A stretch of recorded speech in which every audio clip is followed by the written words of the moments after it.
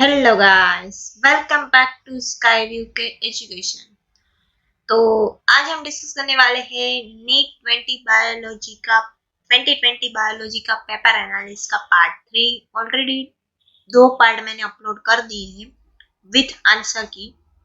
तो आप मेरे चैनल में जाके देख सकते हो और डिस्क्रिप्शन में उसकी लिंक भी मिल जाएगी। ओके गाइस, तो हम चालू करते हैं। फर्स्ट क्वेश्चन जो है, match the following column and select the correct option.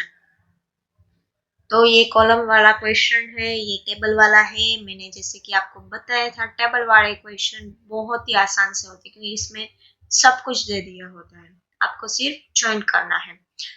Organ of court, ये ईयर की बात की गई है यहाँ पे टेबल पे। तो ये बहुत ही आसान सा क्वेश्चन है, आपको एक पता चलेगा तो दूसरा पता चल जाएगा। ऑर्गन ऑफ कोटी जो है, वो जो स्ट्रक्चर है वो लोकेटेड होता है on the membrane, on the basilar membrane which contains a hair cell. तो ये ऑर्गन ऑफ कोटी है, वो प्रेजेंट होता है structure located on the basilar membrane. Okay, तो यहाँ पे एक के सामने चौथा आंसर आएगा। ए के सामने चौथा, तो आपको यहाँ पे करेक्ट आंसर पता चल गया, ए है। क्योंकि आपको वो 3 देखने की जरूरत ही नहीं पड़ेगी, आपको शायद टेबल में एक पता होगा तो आप तीसरे, आप जो बाकी बचे 3 है वो आप चेक कर सकते हो। ओके, देन बी के साथ सेकंड है, तो हम देख लीजिए cochlea. Okay, coil part of the labyrinth. Okay, तो ये भी सही है। Cochlea is a coil part portion of the labyrinth fluid field inner ear. Then Eustachian tube, तो स्टेनेशिया ट्यूब है, उसमें आएगा connect middle air ear and pharynx. Okay, then stapes, तो स्टेप्स में आएगा तीसरा वाला attach to the oval window. Okay, तो यहाँ पे आप देख सकते हो कि आपको एक आंसर ये वाला पता चल जाएगा, तो आप जो बाकी बचे 3 है उसको चेक कर लेने हैं, तो आप आसानी से आंसर दे पाओगे।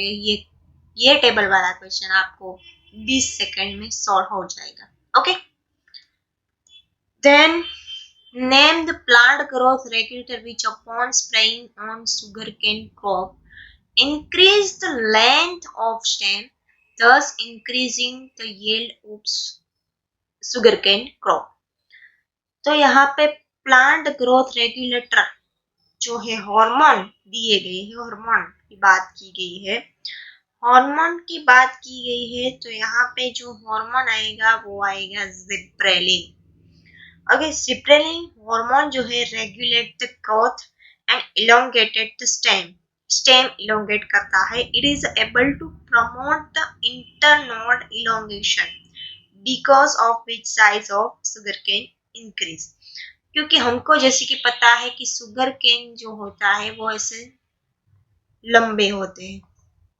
ओके, तो वो जिब्रेलिन क्या करता है, प्रमोट करता है इंटरनोड, इंटरनोड का जो पार्ट होता है वो उसको प्रमोट करता है, जो सुगर केन की साइज को बढ़ाता है इसे। ओके, तो यहाँ पे जो आंसर आएगा वो है gibberellin. Then the roots that originated from the base of the stem, base of the stem की बात की गई है। तो प्रॉप रूट है वो पिलर रूट का है, तो ये तो आंसर नहीं आएगा। लेटरल रूट भी नहीं आएगा। देन प्राइमरी रूट तो बिल्कुल नहीं आएगा, इसीलिए यहाँ पे आंसर जो आता है वो फाइब्रस रूट है। Okay, roots are originated from the base of stem constitute the fibrous root system। Okay, और ये जो एग्जाम्पल उसका है वो है monocot example fit plant.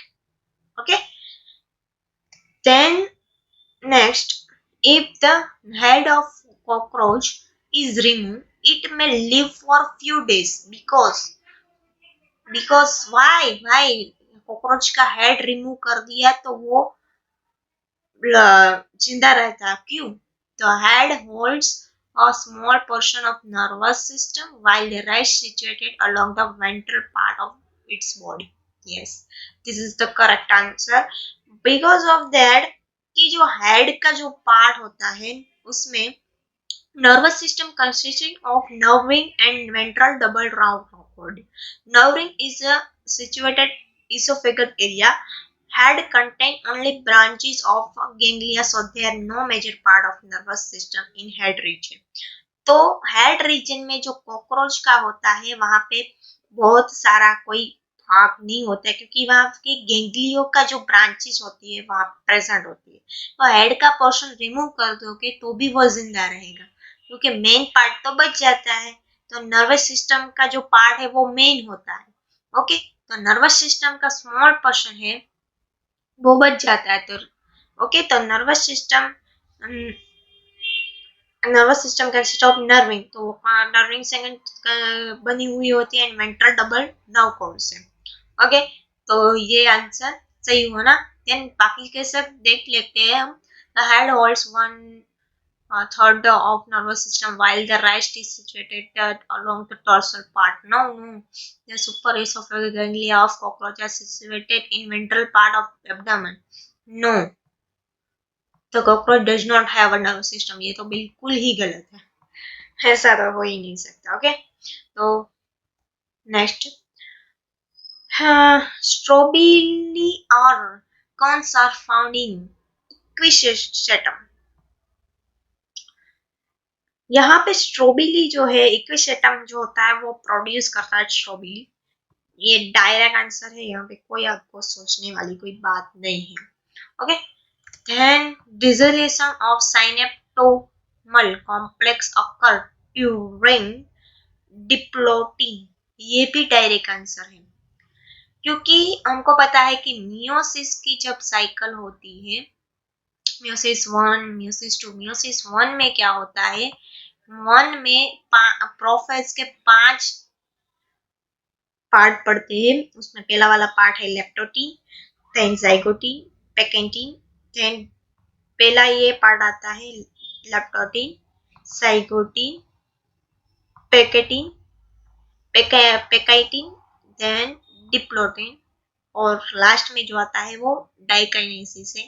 But साइनेप्टोनियल complex जो ऑकर्स होता है डिसोल्यूशन, वो जो पार्ट में होता है वो है डिप्लोटीन। ये डायरेक्ट आंसर है, इसमें भी आपको कोई सोचने वाली बात नहीं है।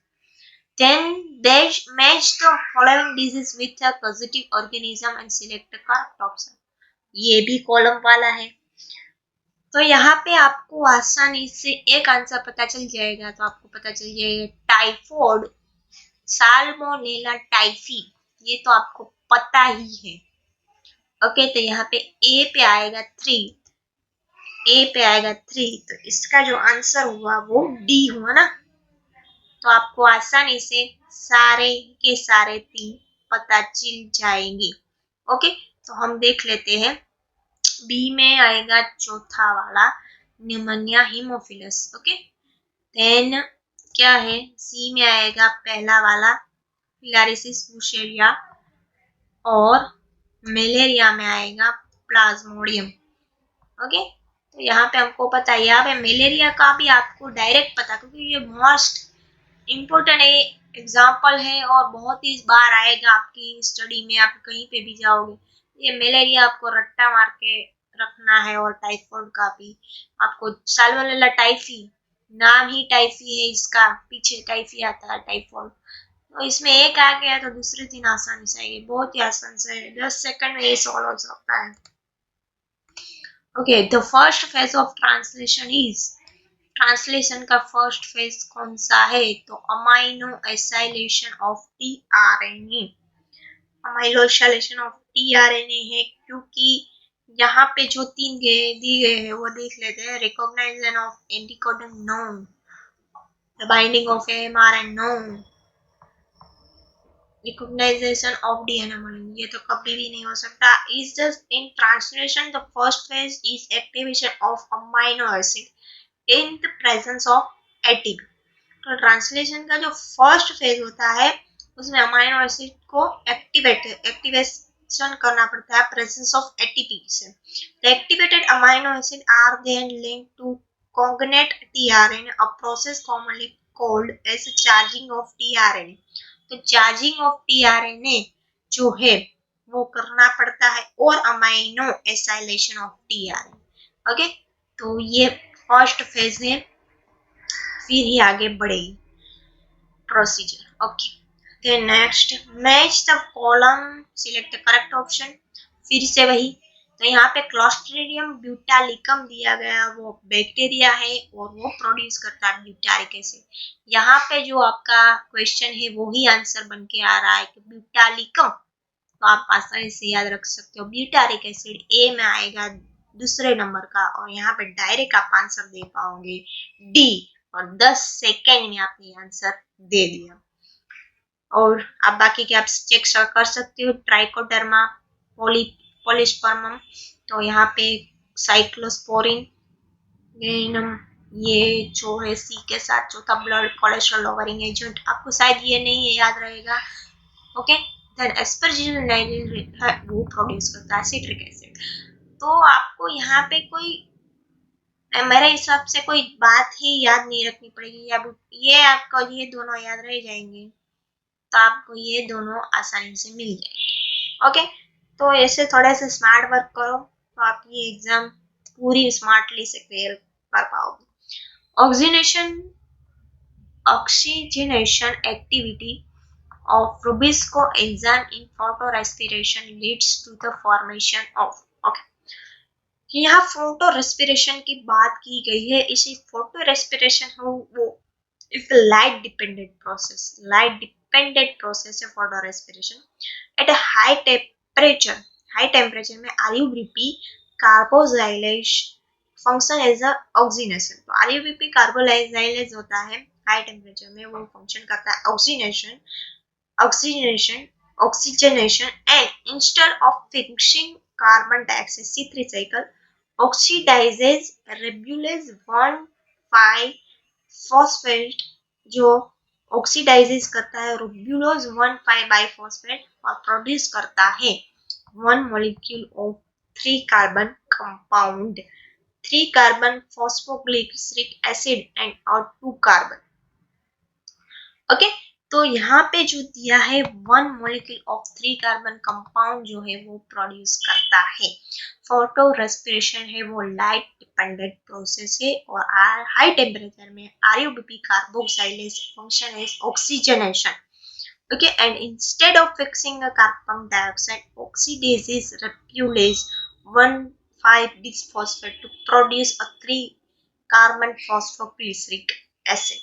ओके, तो ये 3 कार्बन का जो कंपाउंड है वो प्रोड्यूस करता है। ओके, तो आई होप सो कि आपको ये क्लियरली पता चला होगा। ओके, ये यहाँ पे मैंने आंसर की दी गई है, तो आप प्रैक्टिस भी कर सकते हो ओके अपने हिसाब से। Thank you. अगर आपको ये वीडियो लेक्चर अच्छी लगी है तो प्लीज इसको लाइक शेयर और सब्सक्राइब कीजिए और अपने फ्रेंड्स के साथ शेयर भी कीजिए। Okay guys, thank you for watching.